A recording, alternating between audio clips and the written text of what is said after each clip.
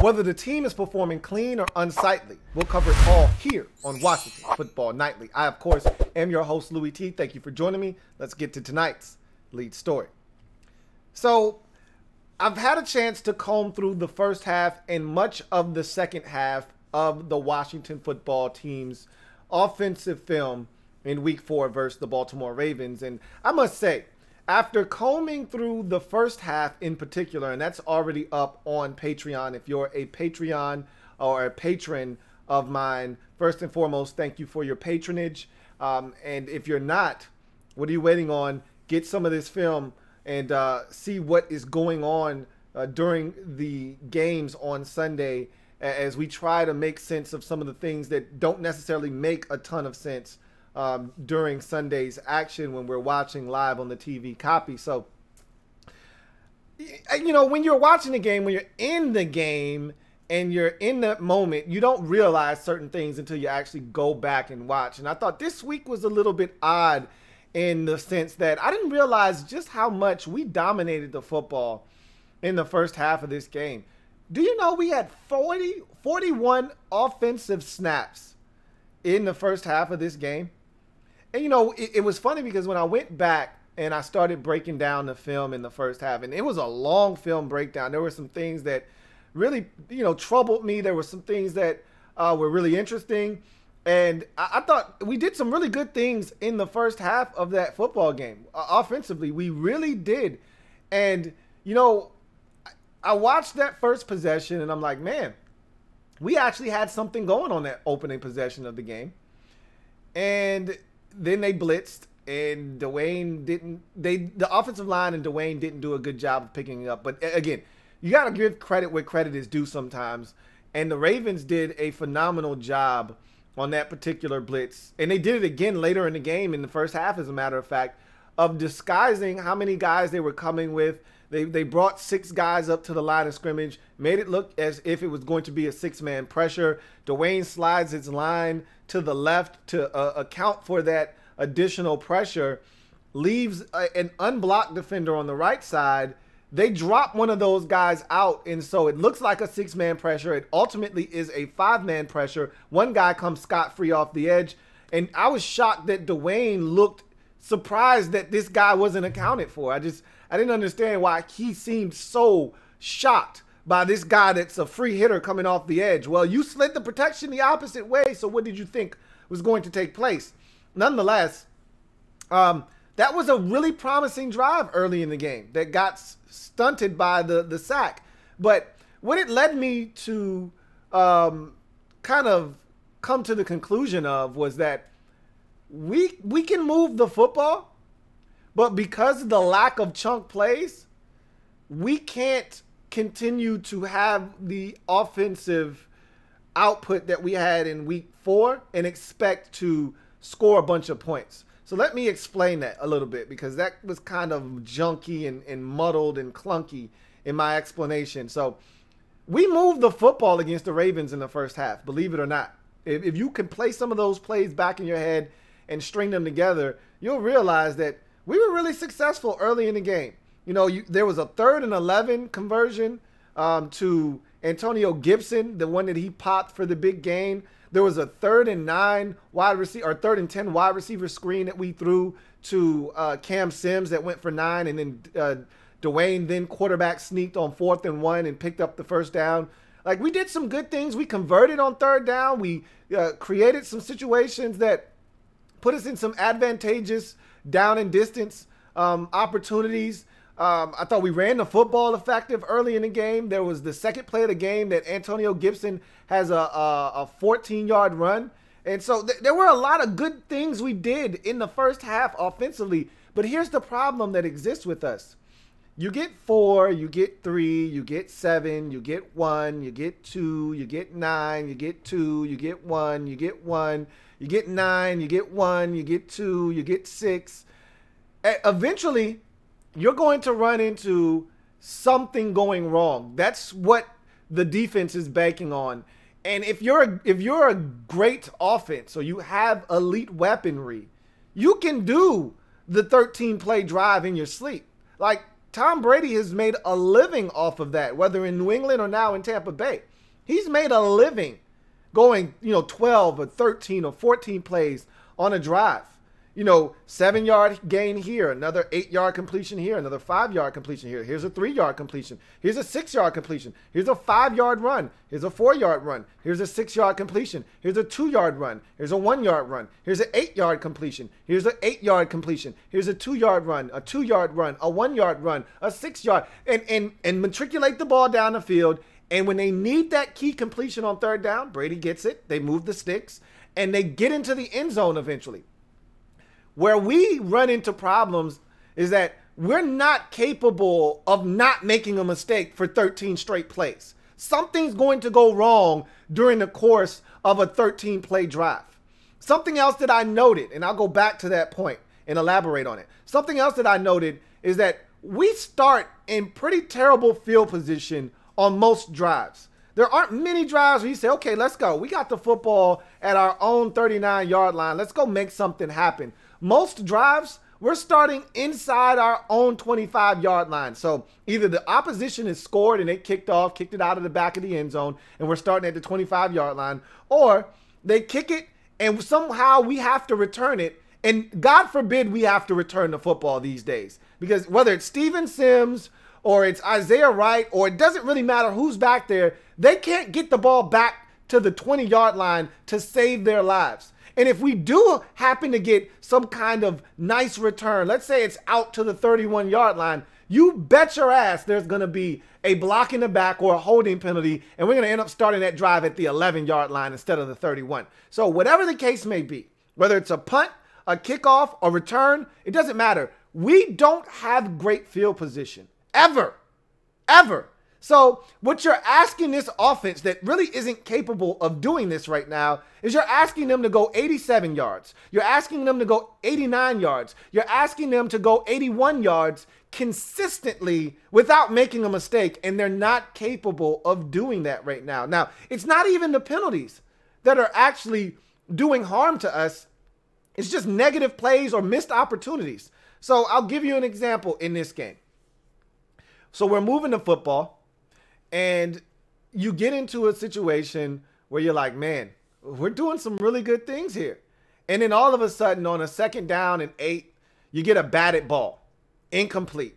And so now it's 3rd and 8, and you're saying, okay, we got to find a way to convert, And let's say 1st down, it's a run for 2 yards. And let's say 2nd down, it's a run for 2 yards. Now you're in 3rd and 6, and you're like, hey, we're moving the football. We've already converted on 3 third downs on this drive. We're at midfield. We're making some headway.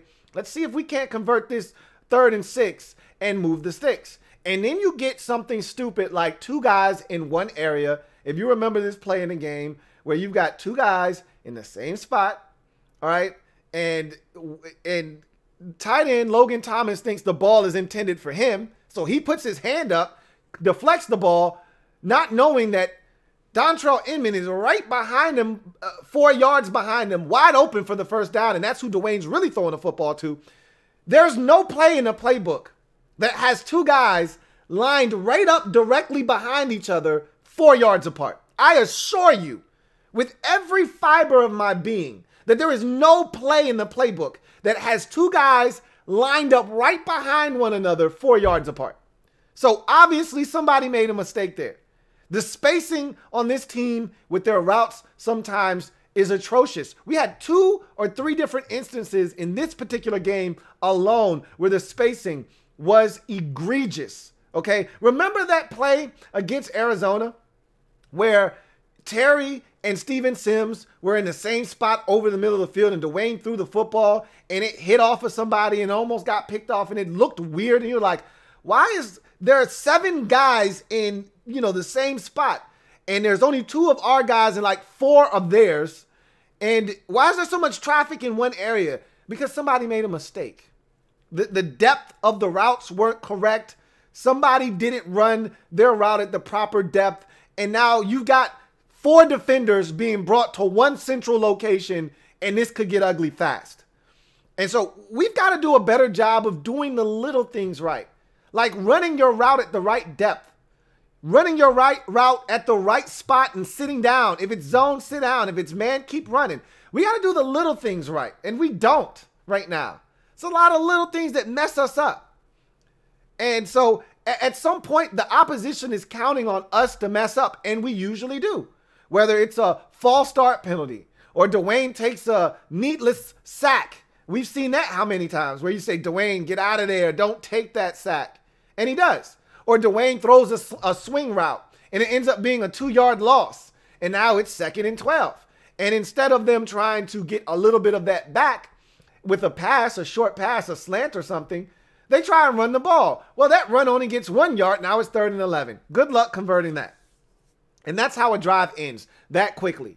Or you're moving the football, you're having some success, you get to 3rd and 7, they send a blitz, you don't pick it up correctly, you get sacked, drive over. That happened to us in the first half as well. So you see how this works. You can have a drive being successful. You could be 7, 8 plays into a drive and then make one mistake. And there really it hasn't been penalties like it was last year where we would have a little bit of an offensive rhythm going and then you get a false start or you get a holding. That hasn't really been the case this year. We haven't been heavily penalized this season. It's been the mental mistakes. It's been not picking up a blitz. It's been missing an open target. All right, there have been opportunities in this game. Dwayne misses the same exact route that the Chiefs ran against the Ravens. We put it into the game plan this week. We ran a slot fade with running back J.D. McKissick one-on-one with linebacker Patrick Queen. It's the exact same route the Chiefs ran with Clyde Edwards-Helaire a week ago on Monday night and got a big chunk play out of it. And we had an opportunity to get a big chunk play out of it. J.D. McKissick breaks off Patrick Queen with a nasty Sierra 1-2 step, and he's got the outside wide open, and Dwayne does the old patented Patrick Mahomes backpedal like he thinks he's 15, but he's not, and just misses him. And it was a good read. It was a great decision. It was within the timing and rhythm of the play. He just overshot him a little bit. And that had a chance to wreck that drive because that was on a 2nd and 10. Now it's 3rd and 10. But what they did was they followed that up with the Antonio Gibson screen pass, and it made up for that missed opportunity there on 2nd down. So what I'm saying to you is we've either got to have the defense step up like they did earlier in the season and get stops deep in the other team's territory so that when they punt the football, we're catching a fair catch or we're returning it 4 yards to our 47-yard line, and now we're starting right around midfield. Because what's happening is we're picking up 3 first downs, but because they're not chunk play first downs, it's 3, 3, and then 6 first downs. So that's a total of 12 yards. Then it's 8, 1, and 4. That's a total of 13 yards. So now you've moved the ball 25 yards, but you started this drive at the 11, so you're only at your own 36, despite feeling like you're doing something. So then you get a 12-yard play, and you're at the 48-yard line, your own 48, and you're like, okay, we got something going. And then you pick up 3 yards, you get to the other side of the midfield stripe, and you're 2nd and 7, and then you have an incomplete pass. Now it's 3rd and 7, and then you get sacked. Now you got to punt the football. And just like that, what seemed like a promising drive, and you've moved it a little bit, but because you started so deep in your own territory, you weren't in field goal range. You weren't in striking distance. You weren't in a position that you were enticed to go for it if it ends up being 4th and 4 because you're still too deep in your own territory or too close to the midfield stripe that if you don't get this, the other team's got tremendous field position. So we've got to do a better job if we pin them deep because all these drives that I'm talking about that end right around midfield, we then punt the football and they end up starting their drive at like the 11. And you got a chance defensively to get off the field, force them to punt from their own, 1 yard line or their punter is 3 yards into the end zone. And we're going to get great field position. But instead, we'll give up 2 or 3 first downs and then they'll punt. And now all of a sudden, we're backed up again. And early in the season, when we had those opportunities, whether it was in the Arizona game or in the Philadelphia game, and even in that Cleveland game, there was great field position in that Cleveland game at times. But we didn't have that in the Baltimore game. And there have been too many times when we haven't had field position opportunities, and the defense has to be better. You know, the defense has to be better. And another thing that I noticed watching back the game is that we need shutdown drives, possessions. When we score, the defense can't then go back and give it up. That's what happened in this game. We cut the deficit to 14-7 after the big play to Antonio Gibson. Then he has a nice run down to the 1-yard line, and then he ends up getting it in 2 more plays later. And now it's 14-7, and you feel like we got a little bit of momentum. If we can get a stop, get the football back to the offense, maybe we'll have a shot in this game. And you know what the defense promptly does? Gives up a 7-play drive right down the field, bing, bang, boom, in the end zone, touchdown 21-7. Here's your ball back. Well, damn. Can we get a chance to tie the game up before you give up another touchdown? The same thing happened against Cleveland. We were up 20-17, 2 straight scoring possessions against the Browns. We've taken the lead heading into the 4th quarter. All you need is another stop. And maybe we can put up another touchdown, go up 27-17, and maybe that outcome is different. But you know what the defense said? Hey, we gave you enough chances early in the game to score points, and you didn't. You're all out of stops for this game. We can't get you any more stops. They let them go right down the field. And I told you that was the drive that made me sick to my stomach because they ran it down our throats.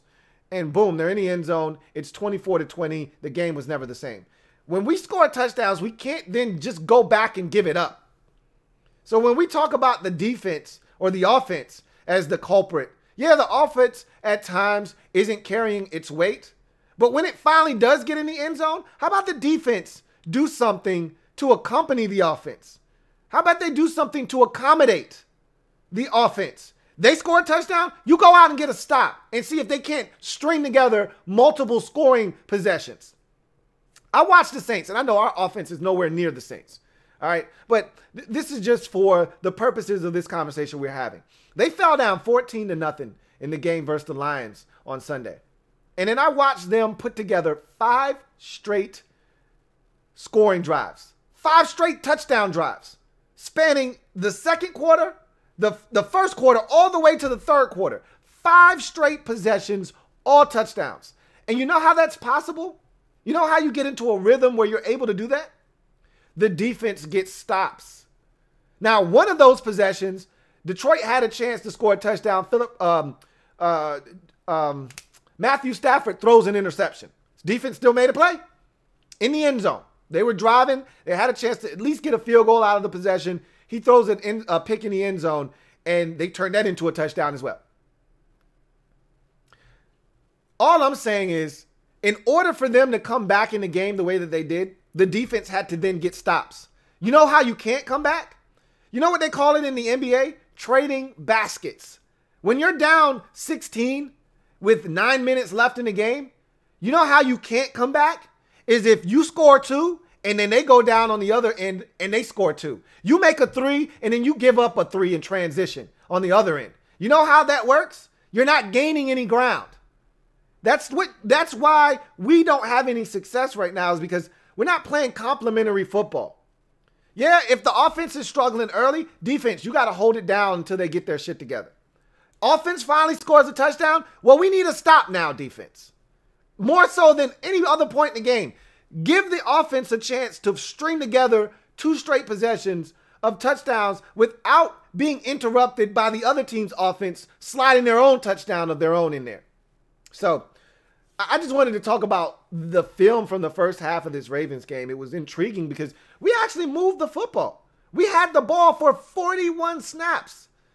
And, we only came away with 10 points, but we moved the football consistently. And there were some good things done. Some good hits in the run game. The short passing game was working. We took a couple of shots down the field. When I went back and watched the first half of this game, there was so much potential for what was done. We left a lot out on the field.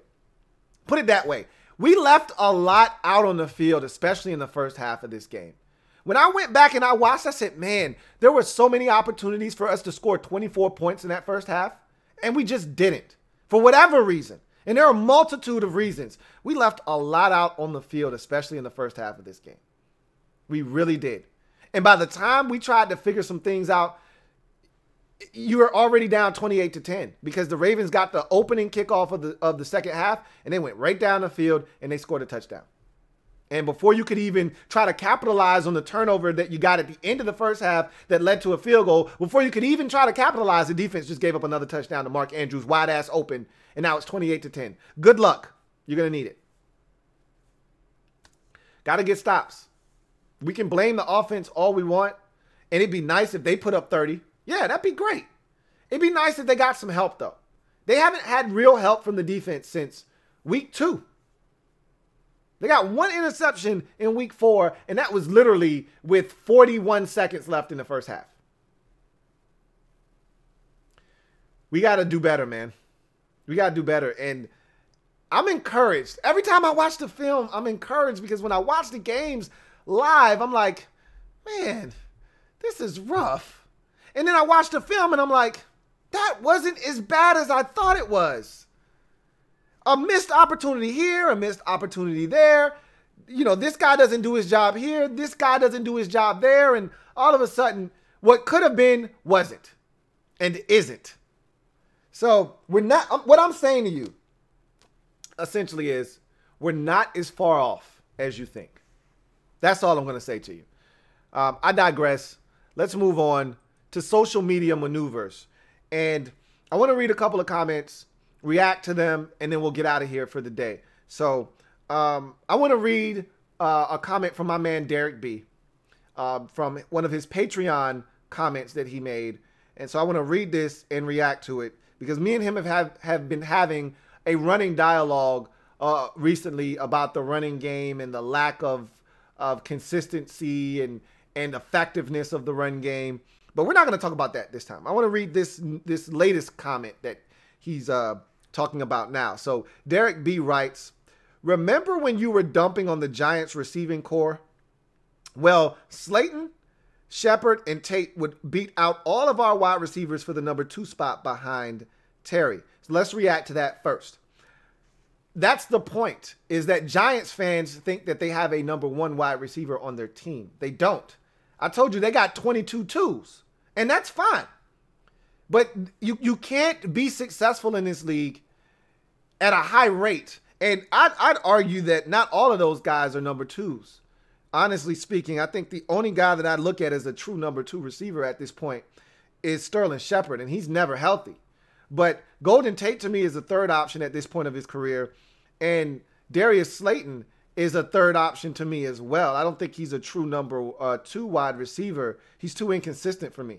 He's dynamic, but he's too inconsistent. So, sure, those guys, you know, I don't know if any of those guys would be a number 2 wide receiver on our team, but we would take any one of those guys. They'd probably be an upgrade over Dontrell Inman, more likely than not, sure. But that's not the point.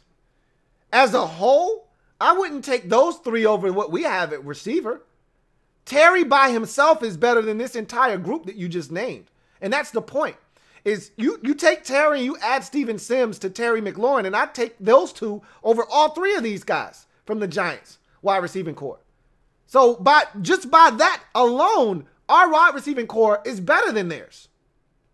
Now, when you add in Evan Ingram and his talent, then you start looking around and you're saying, hey, they got some stuff, but even he's very inconsistent. He drops the football. He does a lot of nonsense. So I said all of that to say this.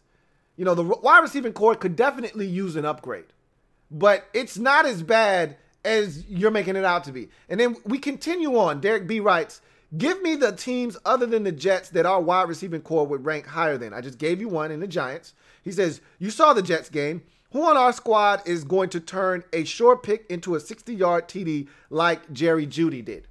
Okay, so he's talking about the Broncos and Jets game on Thursday night. If you watched it, great. You know exactly what he's referring to. If not, their second-year quarterback making his first career NFL start, Brett Rippon, throws up a 50-50 ball, something that we can't get Dwayne Haskins to do to save his life right now.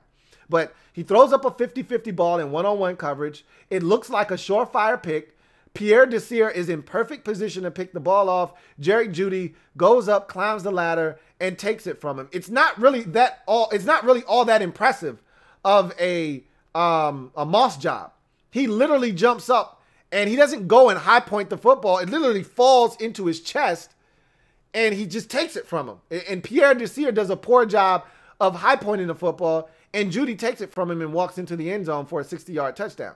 And he wants to know who on our team is capable of doing something like that. Well, I think Terry is capable of doing something like that. I've seen him out-muscle defenders for the football before.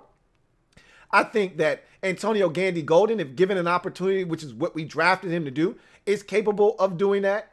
I don't know if anybody else is capable of doing that. I'm not going to sit here and just start throwing out random names. I don't think anybody else on the team is capable of doing that. Maybe Steven Sims is, but I wouldn't like to see. I wouldn't want to find out. Maybe Cam Sims is capable of doing that. But again, I'm not sure if I'd really like to find that out or not. But if a guy's got one-on-one down the field, and we've got several big targets. Emmons a big target.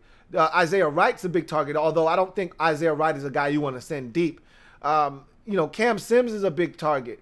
Terry is a guy that I just trust in any situation. Just give him a chance. I throw it up to any of three guys, Antonio Gandy Golden, Cam Sims, and Terry McLaurin. I throw it up to any one of those guys, and I'd like to think that they could make the same play that Jerry Jeudy made. Okay? It wasn't that special of a play. So you asked me to name any receiving cores that we might be better than. There aren't many. I'm not going to sit here and act like we've got this, middle of the pack wide receiving core. We don't. Our wide receiving core leaves a lot to be desired. After Terry and Steven Sims, it's not a lot there. But Antonio Gandy Golden is a young guy, and you can't expect him to come in and just set the world on fire. So I think as he continues to develop and grow, he's going to give us something.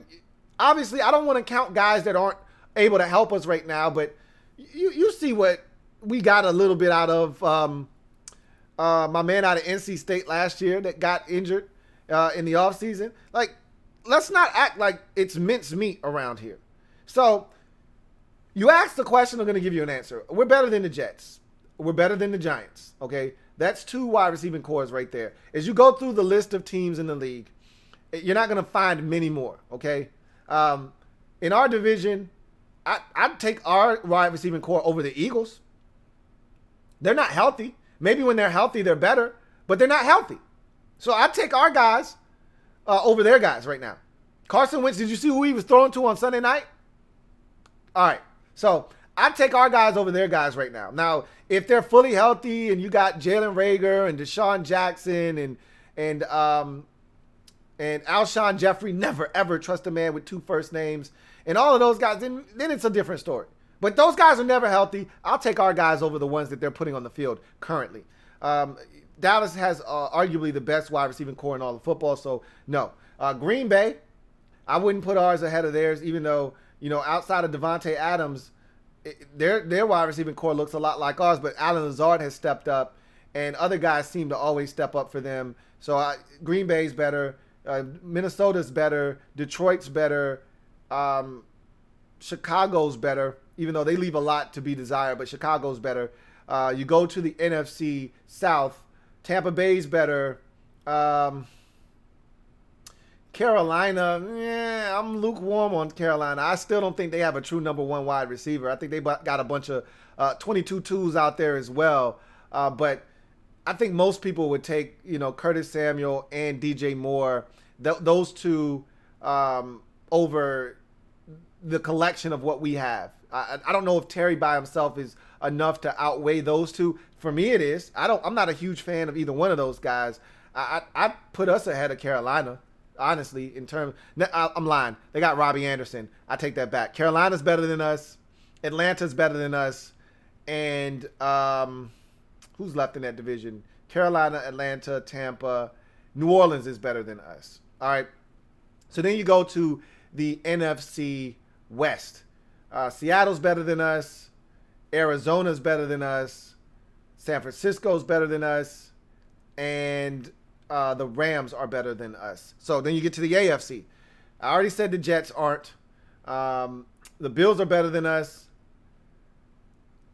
I would take our receivers over the Patriots receivers right now. I don't love anything they have out there outside of Julian Edelman. I was a massive N'Keal Harry fan. He doesn't separate to save his life. Right now, he and Antonio Gandy Golden are one and the same. So right now you're just essentially saying Terry and Julian Edelman, they canceled each other out, and they got nothing out there in New England. Unless you're counting Gunnar Olszewski. Like, I take New England. I'll take our guys over New England's guys. So add them to the list. It's a short one, but I'll take ours over New England's, the Jets, and the Giants. We're not better than the Dolphins, and we're not better than I think I already said the Bills already. So you move on to the next team, next division. It's the AFC South. We're not better than the Indianapolis Colts. We're not better than the Houston Texans. We're not better than the Jacksonville Jaguars. And we're not better than the Tennessee Titans. So you move on to the AFC North. We're not better than the Ravens. We're not better than the Steelers. We're not better than the Bengals. And we're not better than the Browns. Then you get to the AFC West. You're not better than the Broncos. You're not better than the Chiefs. You're not better than the Raiders. And you're not better than the Chargers. So I was able to come up with a list that looks like this. It's very short, but it's Giants, Eagles, and the Jets, and the Patriots. I take our receivers over those 4 teams. That's not saying much, but it's not the worst in the league. You can make do with what we have, is what I'm trying to tell you. We need more talent, and nobody's debating that. You know, nobody's debating that we need more talent. We need more talent. That's a fact.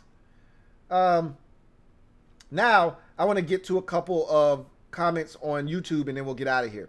So, I wanted to start here with a very long comment, but it was one that it resonated with me because I feel the exact same way. So, 1Dub79 writes, and it's long, bear with me. He says, preach. Josh Allen is a prime example of why young quarterbacks need more time. In the 2018 NFL draft, I was not high on Josh Allen. I saw a guy who had a big arm and could run. Wasn't that accurate of a passer, only completed 56% of his passes in his last season in college. In his rookie season, made lots, in all caps, of mistakes and bad throws. However, he was a dangerous runner. His second season, he started out rough, but got his shit together. Finished with 3,000 yards and 20 touchdowns and only 6 picks. Plus, led the Bills to a 10-6 record and a playoff spot. This year, he's looking like a Pro Bowler. He has 1,300 passing yards, 12 touchdowns, and only 1 pick. Saw him play today at Las Vegas. This is a different quarterback. Plus, the Bills are undefeated in this young season. The point is, teams should not be so quick to throw away a young quarterback. They have to get a chance to get reps and develop. And this is the part that a lot of people fail to realize. And I know some of you don't want to hear this. Well, you're going to hear it any goddamn way. Hell, Kirk Cousins is another example. Ding, ding, ding, ding, ding. Okay. He says he was garbage until he got the starting job in 2015. Prior to that, he had stints where he was horrible, inaccuracies, and picks. In 2014, he got benched. Do you remember that game he got benched? Because I remember that game he got benched in. Against the, I want to say it was the Tennessee Titans. It might have been the Detroit Lions. But he gets benched in the first half. I think it's the Titans. I feel confident saying it was the Titans. He gets benched in that season, all right, at halftime because he threw just an egregious pick right before halftime. In a middle linebacker standing right there. I guess he didn't see him. Throws the football right to him. They bench him. They put in Colt McCoy. His first pass is a hitch to Pierre Garçon. He then takes that hitch, turns up the field, and it's like an 80-yard touchdown. We end up winning the game like 13-10. Okay. He says, there was a point where we all thought we'd be getting another quarterback sooner or later. And that was the case with Kirk. We thought that, oh, man, Kirk stinks. We're going to have to do something. Robert isn't the answer. Kirk stinks. We're going to have to get another quarterback. And they gave Kirk some time. He developed, and you see what he's become. And I know some of you like to shit on Kirk. Well, Kirk has won a playoff game. All right, at least he's taken his team to a playoff. He's taken this team to a damn playoff game, at least. So, I digress. You got to give these guys opportunities. Unless the guy is absolutely horrendous and not giving you any chance, like Blake Bortles was in Jacksonville for the most part. Unless he's just not giving you a shot, then you got to give the guy an opportunity. Got another comment here. This one is from Shar Lewis, who writes, if Haskins gets to be in the same situation as Daniel Jones and the Giants against the Rams, meaning a 10-9 ball game late in the fourth quarter with a chance to win, he says, you have a chance to win in the closing minutes. I would put my mortgage on it that Dwayne would have won that game and not thrown an interception and gave the game away. Watch and see. We'll see if we're in that position. The Giants played great defense, gave their offense ample opportunities to steal that ball game, and they just weren't able to do it. Let's see. Got another comment here that I wanted to read. And someone says, this one from Michael, who says, Michael/6, who says, damn, where was this energy for Kirk? And my response to that is, I had all the energy for Kirk. It was a lot of people out there that didn't have that energy for Kirk. But I had the energy for Kirk. You guys know that. I still have the energy for Kirk. All right. Got another one here. Let's see. This one is from Rolando Cedeno, who says, you're killing me, Louie T. This team is trash and the coaching staff is not impressing me. It looks like they're taking a pass on the season. We will, in all caps, be picking in the top 5. Are you that blind, bruh? I don't agree with that. I did a video yesterday. The title was, we will not be picking in the top 5 of the NFL draft in 2021. I firmly believe that. And if you don't think this staff is better than the last staff, if you don't think this team is much better than the team we put on the field for 16 games last season, I can't help you. If you think this team is that bad, I can't help you, okay? This team is not as bad as some of you are making them out to be. I don't know if we're watching the same games or not. OKG2000 writes, love your shows, man. Really great at this, but come on, man. Defense was bad. Over 31 points, bunch of third downs and wide open people all over the field. We need to stop this we played okay attitude, because this kind of play is not winning a single game in the NFL. It can be worse, but it's still very bad. Gotta step it up. Where's the great line? Didn't hear any of their names mentioned today. Speaking of Sunday's game versus the Ravens. So let's stop right there and let's tackle that one. So who has been more critical of the defense than yours truly? Because I don't know if you guys remember this, but I was very critical of the defense last week when we lost to the Browns.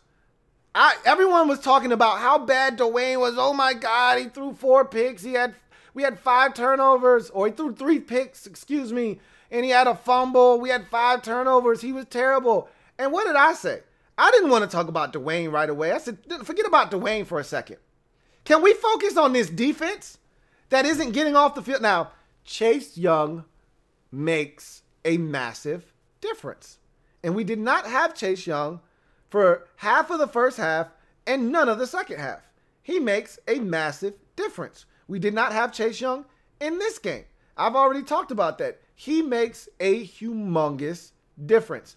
That being said, okay, you still have to find a way to get off the field. You still have to find a way to produce as a defense. I said that just because a turnover takes place doesn't mean you're inclined to give up a touchdown. That's not what is supposed to happen. Yet, that is what has happened recently. We give up a turnover, it's surely going to turn into 7 points. There aren't many times where we force a team to settle for a field goal. Either they're punting or they're scoring a touchdown. There seems to not be an in-between with us. Either we're getting a stop, forcing a turnover, or you're scoring a touchdown. We're not forcing a lot of teams to kick field goals. That's why we're giving up so many damn points. It's not because teams are scoring on 7 drives in a game. No, they're only scoring 5 times, but 4 of them are touchdowns. You can't win that way. If a team scores 5 times, but 3 of them are field goals, guess what? You've just surrendered 23 points. That's a winnable football game. Now, if a team scores 5 times and 4 are touchdowns, now it's 31 points. That's a lot tougher to get done. Do you see where I'm going with this? Stop giving up touchdowns. So I've been very, very critical of the defense. So I'm not here to tell you that the defense has been great. I told you it wasn't a terrible performance. It wasn't great. It wasn't terrible, but it wasn't great. But you got to stop giving up touchdowns. He said nobody on the line stepped up. Didn't hear anybody's name mentioned. That's the Chase Young effect. I told you that Montez Sweat showed me something against Cleveland, but that we needed that to be a consistent thing. He was non-existent in the game versus the Ravens. I told you that Jonathan Allen and Daron Payne aren't one-on-one winners in the pass game. That's just not who they are. They're going to make their mark in the run game, but they're not one-on-one winners in the pass game. That was Matt Ioannidis. And so you take Ioannidis out of the lineup, you take Chase Young out of the lineup, it changes drastically what this defense is. You stick Chase Young back in the lineup, it drastically changes what this defense is. So if you get Chase Young back, I think you'll start to hear more names crop up. But it's the same cast of characters. It's Ryan Kerrigan. We know what Kerrigan's about. Try to tell you guys that for years. That's why his reduced snap count was so vital to his success. We don't want Ryan Kerrigan on the field for 41 snaps. That's not the Ryan Kerrigan that's going to help us win. So I said all of that to say this. This defense is capable of being much better than what we've shown the last couple of weeks. But they've got to be consistent, and they've got to stop allowing teams to get in the end zone. That touchdown to Mark Andrews in the first half to make it 21-7, that was on a 3rd down. That was a chance to get off the field and force Justin Tucker to have to come on and attempt a field goal. 17-10 sounds a lot better than 21-10 at the halftime break. It's tough when you give that fumble in the first quarter by J.D. McKissick. They recovered that fumble and they started their possession somewhere at the Washington, like 35, 37-yard line. Like there was enough grass to defend that they didn't have to come away with a touchdown there. But they did. After that missed field goal by Dustin Hopkins, they were still in their own territory. They still had to go, 65 yards for a touchdown. They still had to go, 64 yards for a touchdown. You let them bust off a 50-yard touchdown run. You have to stop giving up touchdowns. Force them to kick field goals. Not every possession needs to end in a touchdown that doesn't end in a punt. That's our problem right now. I digress, though. That's going to do it for tonight's show. I thank you for all the comments. Remember, I look at every single one of those comments, so continue to leave the comments in the comment section. I really appreciate every single one of you guys. Remember, if you haven't already done so, what are you waiting on? Subscribe to the Louie T Network for more great content. Turn on that notification bell so you don't miss a thing. And also, hit that like button on the way out to support your man, Louie T. Speaking of supporting your man, Louie T, it's October, which means it's Breast Cancer Awareness Month, which means you can get your own Louie T Network Susan G. Komen edition shirt and merch. So if you want to support the research of breast cancer and also support the Louie T Network at the same time, you can do so. Some of your proceeds when you purchase a Susan G. Komen Louie T Network shirt will go to the Susan G. Komen Foundation. So again, so merch is up on the site, only available in the month of October. So get it while it's available and make sure that you continue to support the Louie T Network. I thank you guys for joining me today. Look forward to chopping it up with you live tomorrow on the show, 8:30 p.m. We will be live for Washington Football Nightly. Until then, I'm your man, Louie T. This has been Washington Football Nightly. I'll see you guys next time. Here comes the diesel. Here comes the diesel. There's the snap, hand to Riggins. Good hole. He's got the first down to the 40. He's gone. 35, the 30, the